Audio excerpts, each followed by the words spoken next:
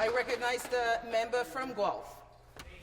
An honour to rise to speak on Bill 28. I want to thank the MPPs from Kitchener Centre and Etobicoke Lakeshore for bringing forward this important bill. I can tell you, Speaker, I knocked on a lot of doors in 2023 when the member from Kitchener Centre was first elected, and over again the member was told housing was the #1 issue. So I want to thank the member for her work on her bill to protect renters and this bill co-sponsored to end homelessness with a housing first strategy. Speaker, we got to be honest with the people of Ontario.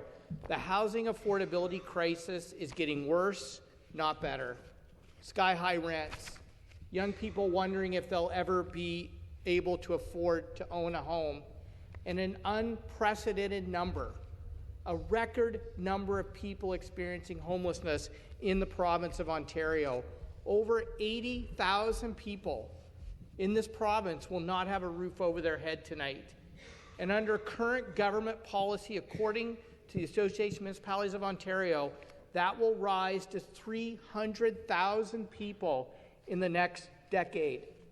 We can't let this happen, Speaker.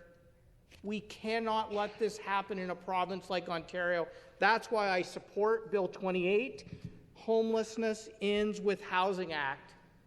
And it's why I think this bill is so critically important. We have solutions to the housing and homelessness crisis, but we need a strategy for the government to identify and implement those solutions. That's what this bill does. It says we need a timeline. We need targets and goals. We need data to measure it. The bill doesn't tell the government what they have to do or how much money they have to spend. It just says set a goal, set a target, measure progress. Speaker, I can tell you as a longtime small business owner, if you can't measure it, you can't manage it. You will not solve it. The Premier over and over again has said government needs to operate like a business. Now, I may not 100% agree with him on that, but I can tell you if we don't bring business principles of measuring our success on something, we will not solve this crisis. And Speaker, right now it's unacceptable. So I'm hoping the members opposite are actually going to vote for this bill. Right now, it is unacceptable that in Ontario, people living on social assistance, people working full-time with minimum wage jobs cannot afford average monthly rent at market rates anywhere in this province. It's unacceptable that the cost of social housing has been downloaded onto municipalities and property taxpayers, a system that was never designed to pay for housing and homelessness.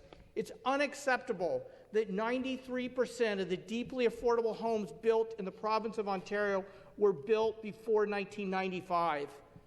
30 years of underinvestment in deeply affordable housing has led to the crisis that we're facing now.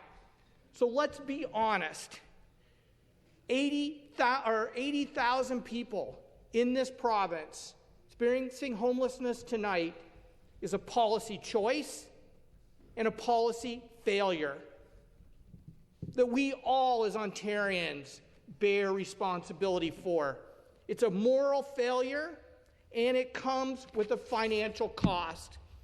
The cost of housing people in permanent supportive housing is $40,000 a year. The cost of housing somebody in jail is around $140,000 a year. So if you're a fiscal conservative in this province, you should take a housing-first strategy because it's a moral thing to do and it's the financially responsible thing to do. I want to give you one example of many that we can talk about. In Guelph, at 10 Shelldale, with provincial support, and I want to thank the provincial government for providing financial support for this, we've built an apartment building. 32 people moved from tents in our downtown into housing with wraparound mental health and addiction supports. Not a single person has ever been evicted from that in over a year and a half of operation. No police calls, no emergency department calls, no overdose deaths. That's the kind of solutions we need. It's the kind of solutions that this bill charts a course of how we can achieve. And I believe everybody in this province wants every party in this province to vote for this bill to solve this crisis. Thank you, Speaker.